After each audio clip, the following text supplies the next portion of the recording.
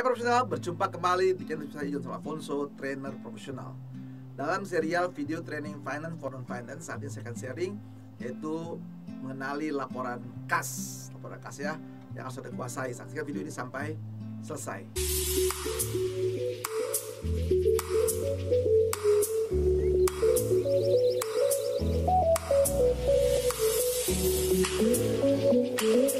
Laporan kas sederhananya dia menceritakan ya laporannya ya. Apa yang diceritakan yaitu dari mana uang perusahaannya datang, nah sebenarnya dari mana dan perginya kemana, di mana dialokasikannya.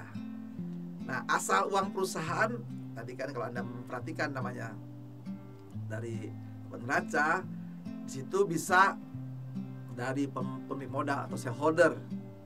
Yang kedua bisa dari hasil apa? Pinjaman atau hutang.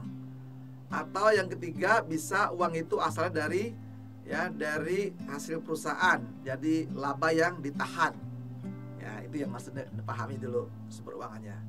Lalu kemana uang itu pergi? Nah, uang itu pergi atau dipakai, digunakan, dialokasikan untuk apa? Modal kerja, untuk apa? Beli bahan, beli raw material, beli alat-alat dan sebagainya ya. Dari kebutuhan barang rutinnya. Kedua, untuk mengisi inventory, untuk stok atau raw material, stok proses atau stok dari finish good-nya. Lalu untuk apa lagi? Untuk modal investasi, beli peralatan, mesin dan sebagainya. Lalu bisa juga untuk mengisi fix aset perusahaan, fix asetnya ya, beli gedung, beli mobil dan sebagainya. Atau modal operasional, ya, membayar gaji, telepon, pajak dan lain-lain, dan membayar utang Anda. Tadi kan minjem uang. Nah, jadi laporan kas ini ada 3 bagian ya. Jadi kegiatan operasional, lalu kegiatan financing, kegiatan namanya investing. Jadi laporan kas ini muncullah nanti melaporkan yaitu laporan kegiatan operasional, kegiatan financing, pembiayaannya, lalu ya untuk investasinya. Nah, makanya di sini biasanya kegiatan financing itu tadi ya ada modal investasi, utang ke bank berapa kan gitu ya, kegiatan operasionalnya, utang pihak lain, nah itu modal investasi. Misalnya totalnya kan begitu ya, modalnya di sini 1 juta gitu ya. Lalu kegiatan operasionalnya ya kan, apa kegiatan operasionalnya? Tadi kegiatan financingnya, kegiatan operasionalnya apa saja tadi ya, dari operasional usaha dapat labanya berapa ya. Kita modal kerja, utang dagang, utang gaji, misalnya ya di sini dapat ya dari kerja, utang dagang, utang gaji, ujang potong pajak dan seterusnya di sini ya. Terus sekalian ada kuasai di sini. Atau deposit customernya, utang pajak. Lalu utang dagang, nah itu ya inventory Anda, biaya-biaya dibayar di muka, deposit. Nah itu kegiatan investasinya apa saja? Beli tanah, bangunan, beli mesin, kendaraan. Nah itu yang mengurangi. Kalau yang positif hanya ini tadi ya, yang sifatnya adalah kegiatan financingnya, dari mana utang uangnya diperoleh, itu positif, dapat uang.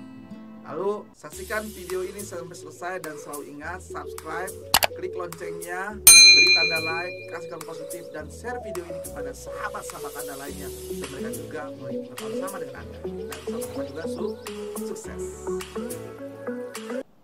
Dari pendapatan dari operasional, keuntungan dari laba dari penjualan kan gitu ya, dapat misalnya tadi ya. Lalu kemudian biaya lain-lain kan gitu ya, mengurangi hutang dagang, aktivitas modal kerjanya, ya bayar gaji, bayar pajak, nah itu berarti dikurangi kan gitu ya. Lalu kemudian hutang dagangnya itu pun dikurangi juga ya, mengurangi sifatnya, dan investasi pun mengurangi. Nah disitulah ketahuan berapa sisa kas yang diperoleh dalam satu periode tertentu, sahabat sekalian ya. Biasanya 1 tahun sahabat sekalian. Nah itu yang Anda harus pahami tentang namanya laporan kas. Berarti kita mesti ketahui cash flow management. Jadi uang itu ibarat seperti darah yang dalam perusahaan. Kurang darah tidak dapat melakukan aktivitas. Tadi sudah ketahui kan. Jadi setelah modal plus lalu dikurang-kurangnya dapat masih ada sisa uang nggak ya? Nah kenapa pentingnya? Jadi motif memiliki uang kas ini motifnya ya seperti Anda lah punya tabungan ya, punya uang di dompet atau punya tabungan yang bisa cash flow berjalan ya. Motifnya untuk jaga-jaga, untuk transaksi, untuk spekulasi. Uang di dompet, cash flow Anda ada nggak uang di cash atau di ATM Anda atau di mana kan gitu ya, sifatnya gampang dicairkan. Atau di handphone Anda zaman sekarang ya. Atas perusahaan di sini menghasilkan uang dan membutuhkan uang. Kebutuhan uang itu untuk investasi, tadi produksi, marketing, operasi perusahaan dan seterusnya. Masih ada uang apa? Dari hasil penjualan barang. Itu yang dikuasai sama sekalian. Jadi apa saja cash flow cycle manajemennya? Cash flow cycle itu pertama cash, Anda punya uang cash ya. Tadi dari mana pun juga uang cash Anda. Lalu membiayai membeli ya untuk operasi perusahaan, lalu menyimpan inventory untuk stok Anda. Lalu inventory ini dijual, jadi sales, pendapatan, lalu penerimaan dari sini ya. Itulah bentuk mengenai cash flow cycle. Jadi saldo awal kas berapa, harus kas masuk berapa, harus kas keluar berapa. Nah, itulah berapa saldo akhir. Nah, itu ya. Sederhana, sama sekali nggak sulit.